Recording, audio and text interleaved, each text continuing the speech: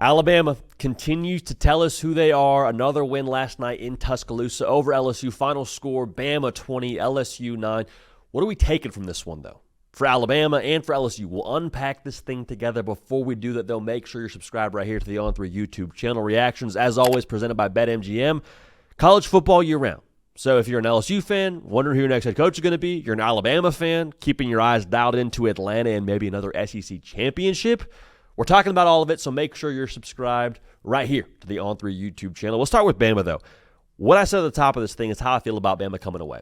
Every single game preview, I feel like I'm saying the same thing. Hey, sneaky spot here for Bama. Hey, you got to go on the road, Columbia, Missouri, 11 a.m. kick. They play time of possession ball. Bama finds a way to get it done. Well, hey, now you got to go play Tennessee. In Tennessee, they score a lot of points. You know, they're a little bit frisky with how they could attack your secondary. And Ty Simpson, I know you've been great all year, but are you going to be able to have the firepower? And Bama handles business in that game. And then you have the South Carolina game. Then you have this game. And this game was, I think, a tricky spot in its own way because you had the fired head coach juice for LSU. LSU's been a talented outfit. It hasn't really shown on the field, but it wasn't all that long ago. We were talking about what they did against Clemson and how good Garrett Nussmeier was and all the weapons that LSU had. And that's very obviously fizzled out since then. But you were holding your breath as a Bama fan and saying, okay, it's a different LSU walking in there now. This is a house money LSU, which is a dangerous LSU. And again, just finding a way to handle business. And I cannot help but go back to week one of the college football season for Alabama. And the Florida State game just continues to feel like a gift, doesn't it?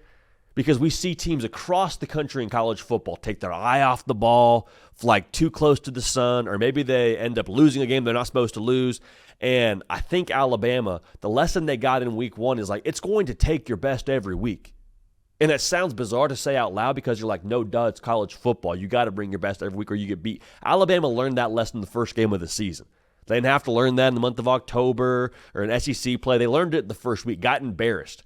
And I think that in and of itself, you heard Ty Simpson mention it post-game on the field. He's like, people doubted us from the first week. People doubted us ever since we lost to Florida State and what we were going to accomplish long-term. Like, we know what it is internally. Like, we're not worried about all the external noise and projections. Like, we know it's about us. It's always been about us.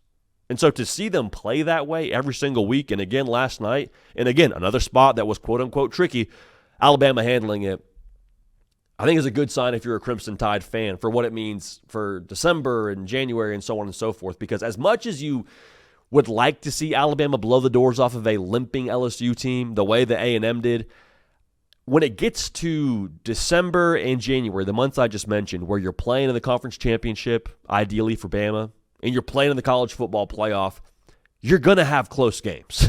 You're going to have one-score games in the fourth quarter where you got to grit your teeth a little bit. And what I just said, find a way. Guess who's not flinching when it comes to those moments? The Alabama team that's been in a lot of those moments over the course of their season. Alabama team that's had to not play playoff football since week one, but have a playoff mentality since week one. We can't have that same kind of showing that we had in Tallahassee since week one. And I think that's going to serve them well. I think it's continuing to just sharpen the mental side of things for Alabama, which is what it's always been about. Go back to SEC Media Days. We hear Kalen DeBoer on the podium. Gets a ton of questions, and very few of them were about what he had on his roster. Had a couple of questions about Ty Simpson. Hey, what's it going to look like at quarterback? Is he going to win the job? This, that, and the other. But for the most part, it's like, hey, is Bama going to do Bama things they did under Nick Saban, which was the spot didn't matter. And the spot hasn't mattered for Alabama since week one. And that's a tremendous sign if you're a Crimson Tide fan here going into the most important part of your year. Now, we mentioned this in our final take segment, so another reason to make sure you're subscribed. We're giving out gems here during the week. We told you, hey, listen, this LSU defense, they're good. It's bad vibes in Baton Rouge right now, and I know the A&M game is kind of a black eye to their resume, but like this LSU defense has the ingredients to get after your quarterback. So it may not be a thing where Ryan Grubb just dials up winner after winner and you just win with scheme, which that's always on the table for Alabama. But against this LSU defense, we told you it's going to take a little something extra from Ty Simpson. Not that Ty Simpson has to be Johnny Manziel and run around reverse field and throw darts downfield when the play breaks down, but he's going to have to do a little extra with the pressure of LSU to allow Alabama to be successful. That's what you saw last night. A touchdown pass to Jeremy Bernard. He's kind of backing up. Almost, it wasn't back foot, but it wasn't like he had his feet set. Throws a dot to Ryan Williams in the back of the end zone. getting pressure from LSU. Things like that from Ty Simpson, to me, in glimpses, communicate that you don't need to have the Alabama scheme be the reason why you win football games. You can lean on Ty Simpson, the football player. He's not a product of the scheme internally at Alabama. The scheme's great. He benefits from it.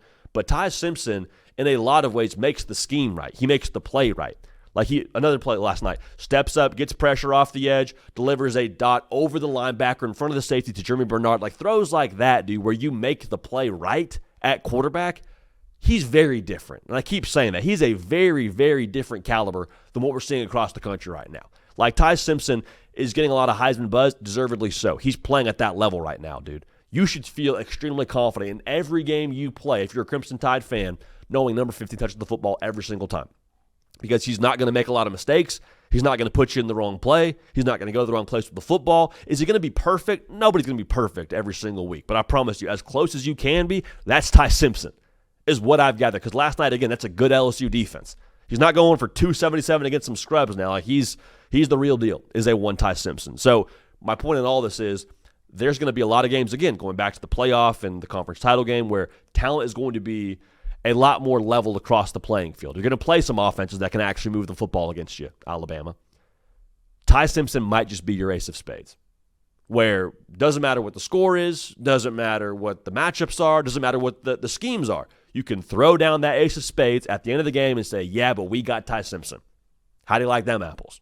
And that might be why you win the football game and why you go win the conference and have a run in this college football playoff. I think that's on the table for Bama with the level Ty Simpson's playing at right now.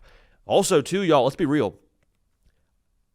I know it's November, so a lot of these teams are as close to finished products as they're going to be in the regular season. But I look at Bama and I'm like, man, there's still a lot of meat on the bone. It really feels like there's a lot still they can accomplish. I mean, they scored 3 points in the second half against LSU.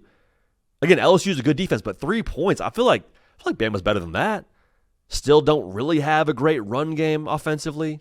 Still kind of finding their footing there.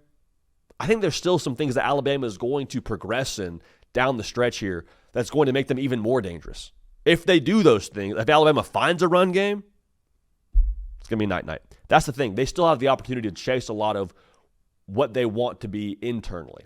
And what I mean by that is you heard Nick Saban talk a lot about the Bama standard. You'd see them blow teams out, and Nick Saban walks into a press conference, and he's just livid.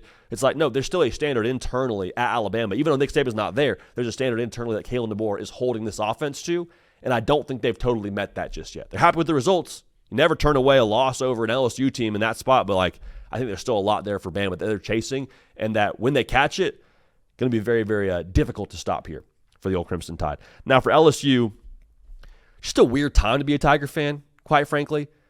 Frank Wilson, interim head coach.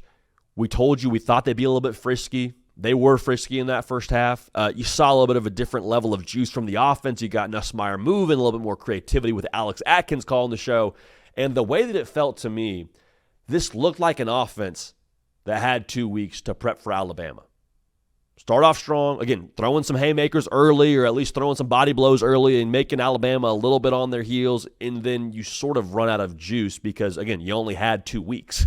Like there were so many bullets in the chamber for LSU, and once you got to the second half, you didn't have anything else really to throw out there.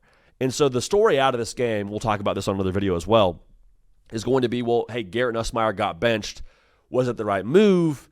Is that a permanent move? What do you do if you're Frank Wilson? To be honest, I don't know if Frank Wilson actually even knows that this morning.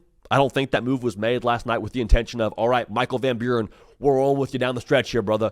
I think what Frank Wilson said post-game is exactly how he felt during the game. We thought we had some options to run the football with Michael Van Buren. We thought we needed that.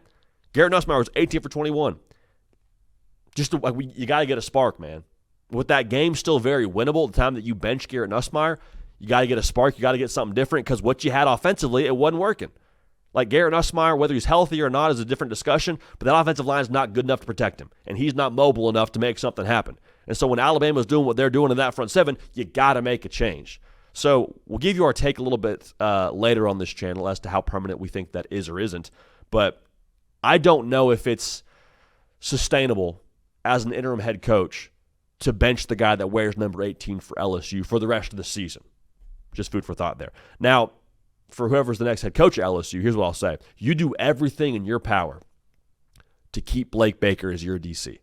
Like a lot of talk about the portal and when that window opens up and, got to keep all this talent in Baton Rouge. That's all well and good. But your very first call after the ink dries on that contract, after your press conference, heck, before your press conference, maybe during your press conference, you call Blake Baker and make sure he stays your defensive coordinator. Because they did not lose that game last night because of the defense. Alabama came in, they're averaging 33, scored 20.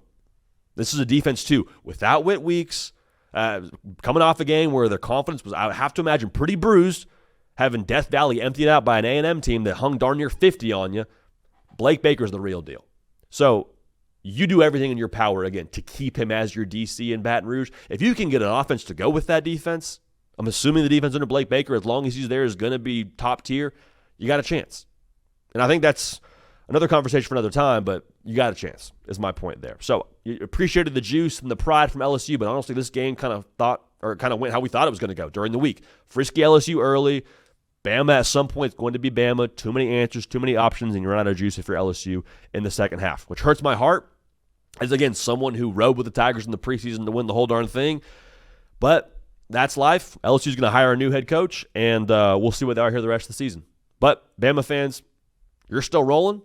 Got a chance to go in the SEC and do a lot more than that. Make sure you're subscribed right here to the On3 YouTube channel. College football, nothing but college football year-round. For Cato on the ones and the twos, myself, JD PicKell. We appreciate y'all. We love y'all. We will keep this party rolling. We will see y'all next time.